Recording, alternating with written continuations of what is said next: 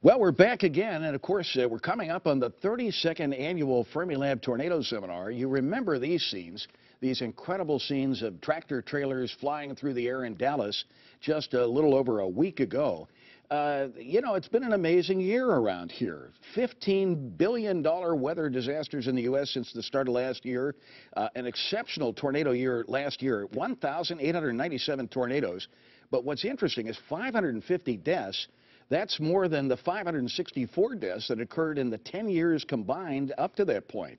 6 EF5, top intensity tornadoes. These are storms with 200-mile-per-hour winds. And we're off to a worrisome start this year as well as we approach our Fermilab program, to which you're invited at noon and 6 o'clock tomorrow. We're going to stream it live, both sessions, on the WGN-TV website. I want to introduce you to this panel. I don't think any broadcast facility has ever hosted as many weather professionals of this stature, probably in history.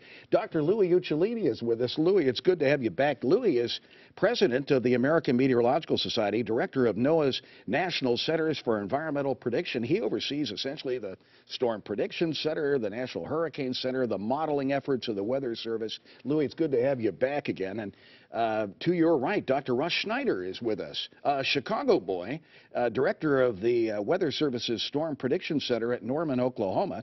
This is the facility that puts out all the country's thunderstorm and tornado watches. Russ, you've got a busy weekend ahead here, and we'll talk more about that. Ed Fenelon is back, our friend from the National Weather Service here in Chicago, the meteorologist in charge.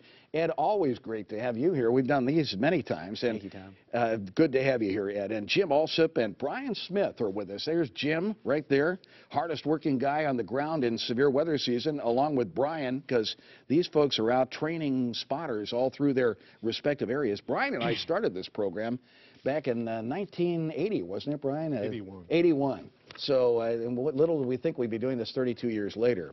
Well, Louis, I've outlined, you know, $15 billion weather disasters. We've never seen anything like that.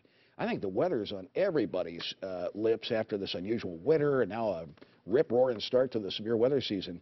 Yet we forecast these incredible record-breaking events and very devastating events with stunning accuracy. And I always give you a lot of the credit and your colleagues, because you're the guy who's done this incredible work on developing the suite of models that every weather forecaster in this country uses. Yeah, it really has been a remarkable achievement over the last 15, 20 years. The ability to forecast these extreme events days in advance, sometimes a week in advance, is really a remarkable achievement. And it's related to basically three advancements. Yes. We've advanced the global observing system, the NOAA satellites, the in-situ observations, aircraft, balloons, all put together Sure. To initialize and feed into these very sophisticated numerical models, which are now run on the world's fastest computers. Tell us the speed of those computers. Well, currently we're working with computers that compute at 73 trillion calculations per second.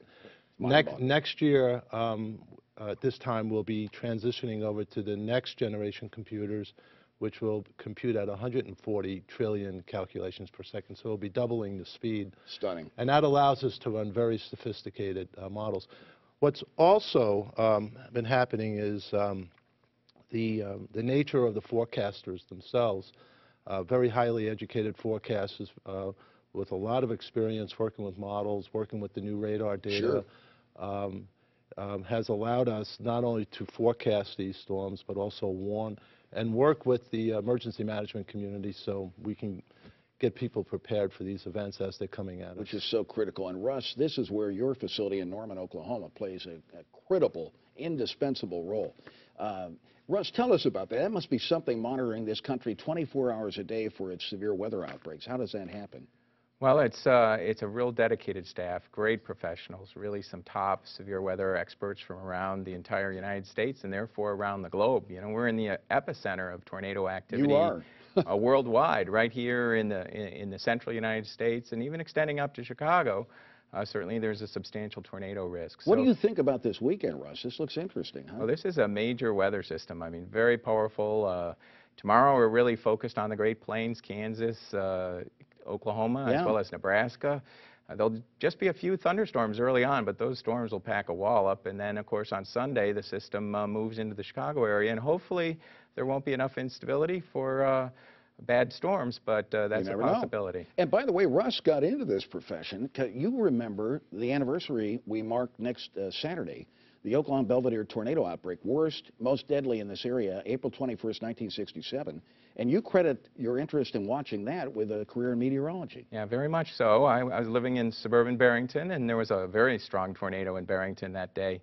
And it was a tragic day, as you well remember. Belvedere was horrific stories. Terrible. With the school bus with kids in it. Oh. And then Oaklawn equally. And I was riveted, and I must admit I was listening to WGN radio. So how about and the stories were incredible, and I think it both scared me and got me interested. Well, the profession is richer for having you in it, Russ. I'll tell you something, and thank you for spending time. Ed, you're on the front line. The local office interfaces, and there's a lot of concern about the number of people who died despite the timely warnings last year, and you're addressing that, right? Exactly, Tom. We've done some service assessments after those horrific tornadoes last year in the South and in Joplin.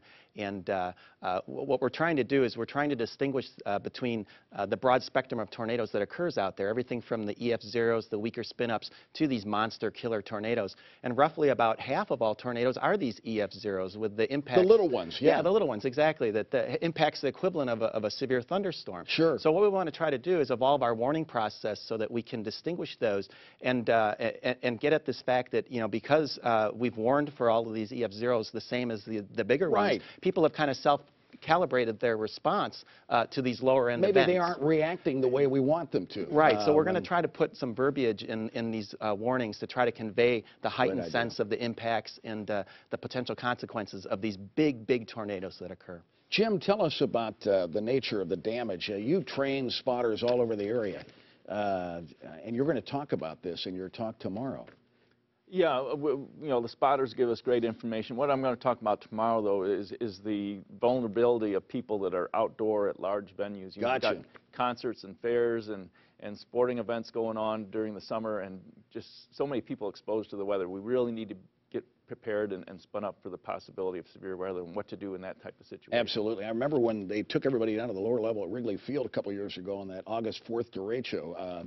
It was terrible. And you wonder, Joe Schaefer used to say that was what kept him up at night. I'm sure, Russ, that's what worries you too. Joe was the former the director and Russ's predecessor. Brian, you worked with Ted Fujita, the famous tornado researcher here, for many, many years out of the University of Chicago. You're going to talk about, we heard these horror stories about like Home Depots collapsing in these storms and how safe we are in public buildings in these storms. Right, especially these large span, what we call box stores, you know, Home Depots, Walmarts, Kmarts. Sure. Those stores and places like auditoriums and gymnasiums are very dangerous places to be. And in a big box store, it may be difficult to find a good location for safety. I think it's important for people, when there is a high risk of severe weather like coming up here tomorrow, that they have better situational awareness and maybe rethink, maybe I shouldn't take the trip to the Home Depot or to Lowe's or wherever, guys, and put it off. Absolutely, Brian. Wonderful to have all of you with us. We can talk for another hour. See you tomorrow at Fermilab. Come on out, folks. It's free of charge, no tickets. First come, first served seating, so get there early. We will see you and stream it live on WGNTV.com.